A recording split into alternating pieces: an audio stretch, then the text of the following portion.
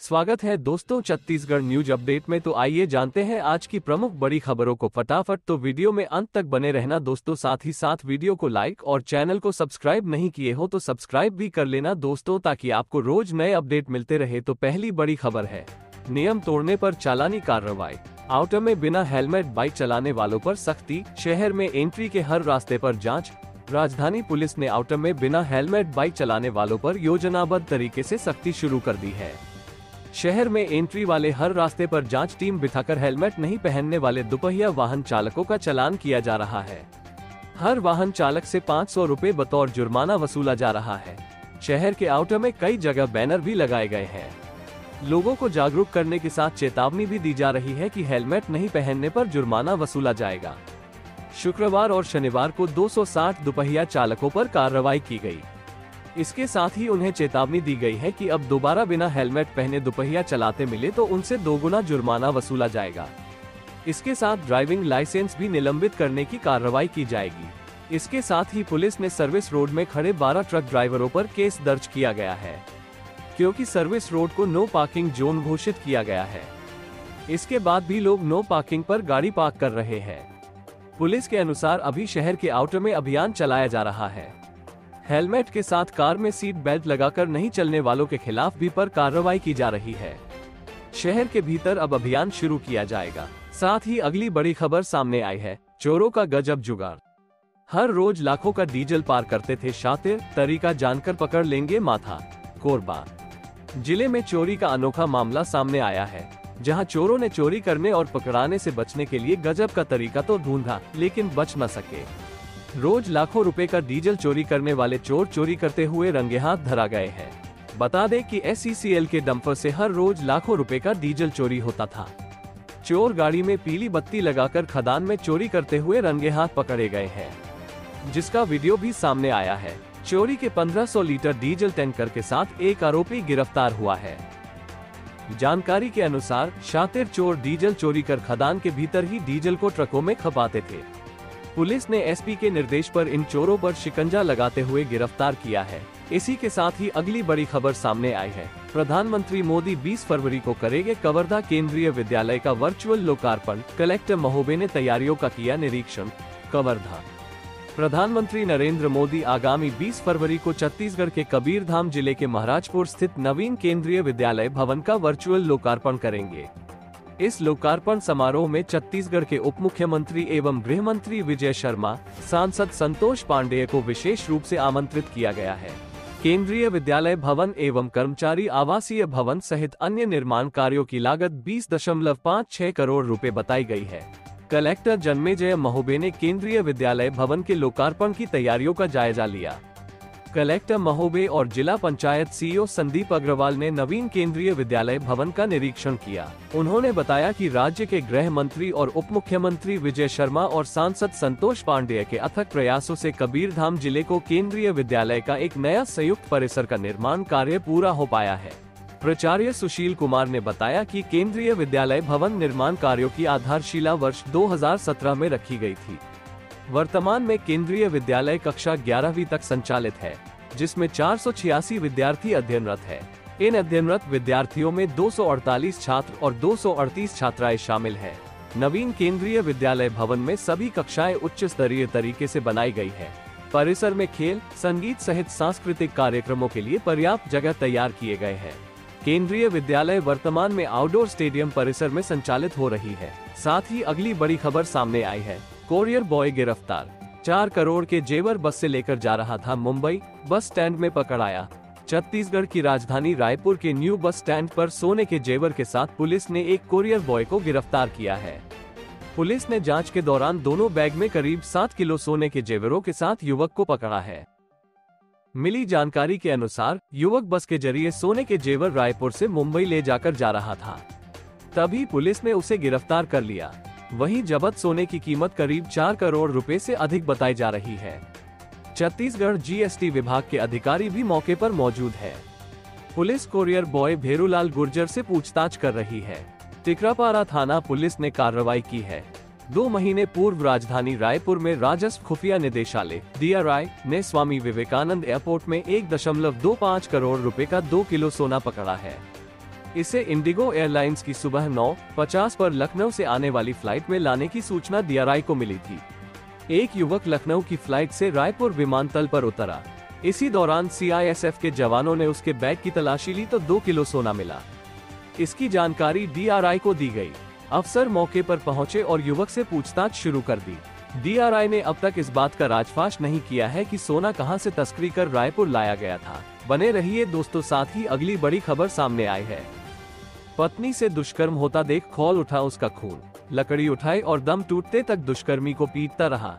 छत्तीसगढ़ के जशपुर जिले में 2 लोग एक महिला से जबरन दुष्कर्म करने लगे, तभी उसका पति आ गया और उसने उनमें से एक आरोपी की पीट कर हत्या कर दी।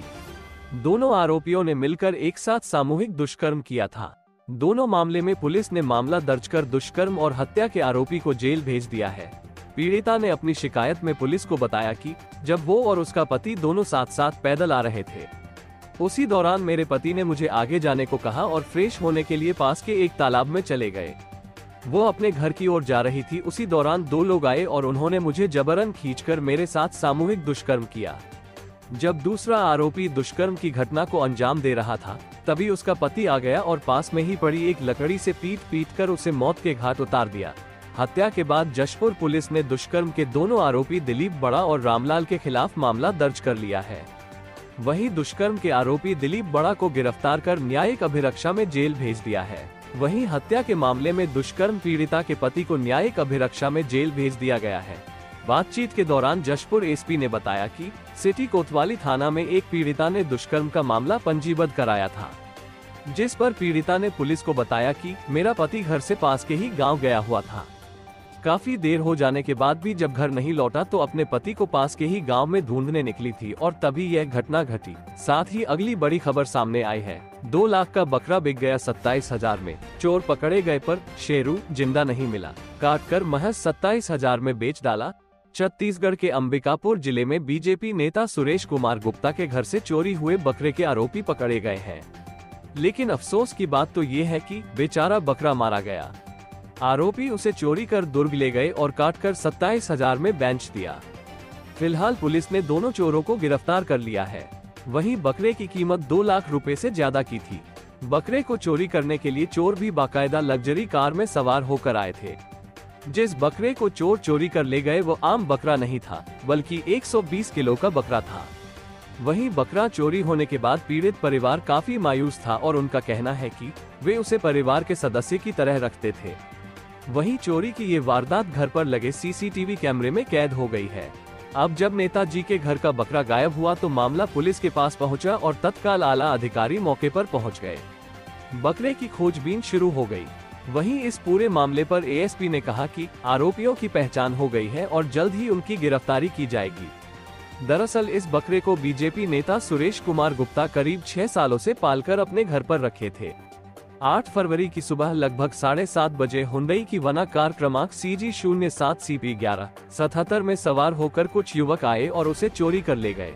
बकरा चोरी होने के बाद बीजेपी नेता सुरेश गुप्ता ने पुलिस पर लापरवाही का आरोप लगाते हुए कहा कि हमने कार का नंबर सहित उसके भिलाई टोल प्लाजा को पार करने की भी जानकारी रघुनाथपुर पुलिस को उपलब्ध कराई थी, लेकिन पुलिस ने कोई कार्रवाई नहीं की। जिसके बाद सुरेश गुप्ता सहित रघुनाथपुर के लोग SP से शिकायत करने अंबिकापुर पहुंच गए।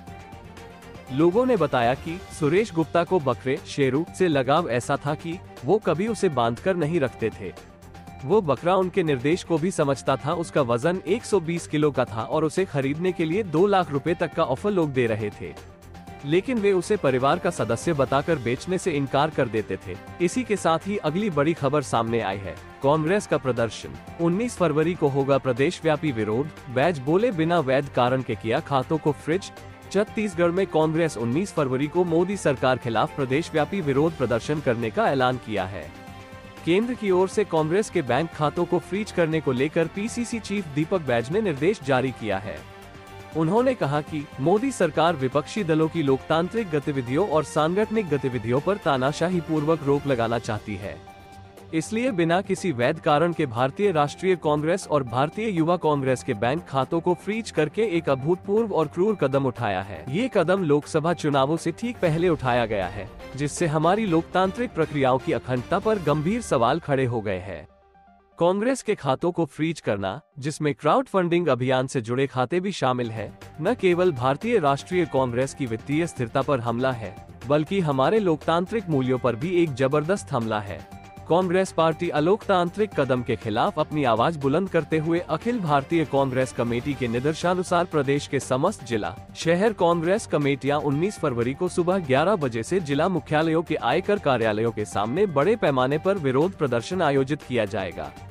19 फरवरी 2024 को आयोजित विरोध प्रदर्शन में मोर्चा संगठन, प्रकोष्ठ, विभाग, स्थानीय निर्वाचित जनप्रतिनिधियों व कांग्रेस कार्यकर्ता शामिल होंगे। साथ ही अगली बड़ी खबर सामने आई है।